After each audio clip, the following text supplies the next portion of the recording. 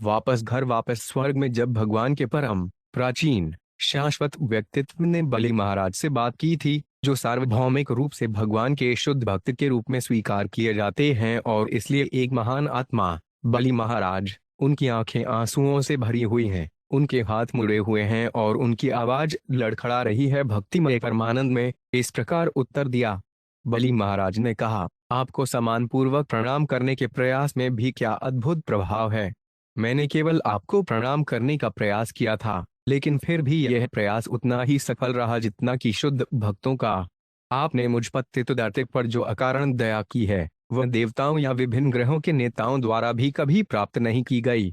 इस प्रकार बोलने के बाद बलि महाराज ने पहले भगवान हरि और फिर भगवान ब्रह्मा और भगवान शिव को अपनी श्रद्धा अर्पित की।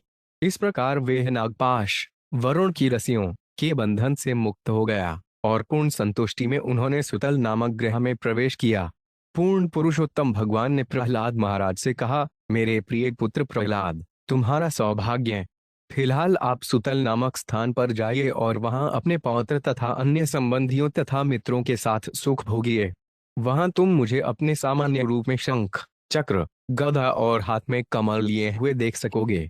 हमेशा मुझे व्यक्तिगत रूप से देखने के कारण, आपके दिव्य आनंद के कारण, आपके पास सकाम गतिविधियों का कोई बंधन नहीं होगा। बाली महाराज, मेरे प्रिय राजा परीक्षित, प्रहलाद महाराज के साथ दैत्यों के सभी प्रमुखों के स्वामी ने हाथ जोड़कर परम भगवान का आदेश अपने सिर पर ले लिया। भगवान के लिए हाँ कहने के बाद, उनकी परिक्रमा करते हुए और उन्हें सम्मानपूर्वक प्रणाम करने के बाद, उन्होंने सुतल नामक निचली ग्रह प्रणाली में प्रवेश किया। देवत्व के सर्वोच्च व्यक्तित्व नारायण ने इसके बाद पुजारियों के साथ सभा के बीच में बैठे शुक्राचार्य को संबोधित किया, है ब्राह्मणों में सर्वश्रेष्ठ शुक्राचार्य, कृपया अपने शिष्य बलि महाराज में दोष या विसंगति का वर्णन करें, जो प्रदर्शन में लगे हुए हैं। बलिदान योग्य की उपस्थिति में न्याय करने पर यह दोष शून्य हो जाएगा। ब्राह्मण शुक्राचार्य ने कहा, हे प्रभु, आप सभी यज्ञों के भोक्ता और विधिकर्ता हैं, और यदि किसी ने आपको पूरी तरह से संतुष्ट कर लिया है, तो उसके यज्ञों के प्रदर्शन में विसंगतियों या दोषों की संभावना कहाँ है। मंत्रों के उच्चारण और नियम पालन में विसंगति हो सकती है, और साथ ही समय, स्थान, व्यक्ति और साज सामान में भी विसंगति हो सकती है। लेकिन जब आपके भगवान के पवित्र नाम का जाप किया जाता है, तो सब कुछ दोष रहित हो जाता है। इस प्रकार परम शक्तिशाली शुक्राचार्य ने परमेश्वर के आदेश को स्वीकार कर लिया। पूर्ण सम्मान के साथ भगवान का व्यक्तित्व। इस प्रकार भिक्षा मांगकर बलि महाराज की सारी भूमि ले लेने के बाद भगवान के सर्वोच्च व्यक्तित्व भगवान वामनदेव ने अपने भाई इंद्र को वे सारी भूमि सौंप दी, जो इंद्र के शत्रुओं ने छीन ली थी। तत्पश्चात स्वर्गीय ग्रहों के सभी नेताओं के साथ स्वर्ग के राजा इंद्र ने भगवान वामनदेव को अपने सामने रखा और भगवान ब्रह्मा की स्वीकृति के साथ उन्हें एक आकाशीय विमान में स्वर्गीय ग्रह पर ले आए।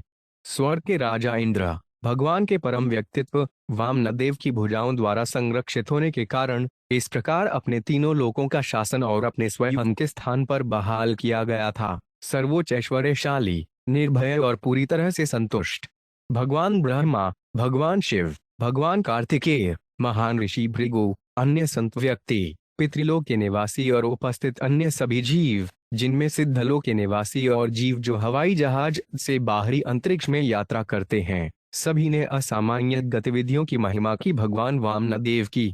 यदि कोई भगवान के परम व्यक्तित्व के विभिन्न अवतारों में असामान्य गतिविधियों के बारे में सुनता है, तो वे निश्चित रूप से उच्च ग्रह प्रणाली तक उन्नत होता है, या यहाँ तक कि घर वापस लाया गया, भगवधाम वापस। जब भी वामनदेव की गतिविधियों को एक कर्मकांड समारोह के दौरान वर्णित किया जाता है, चाहे देवताओं को प्रसन्न करने के लिए, पितृलोक में अपने पूर्वजों को प्रसन्न करने के लिए, या विवाह जैसे सामाजिक समारोह को मनाने के लिए, उस समारोह को अत्यंत शुभ समझना चाहिए।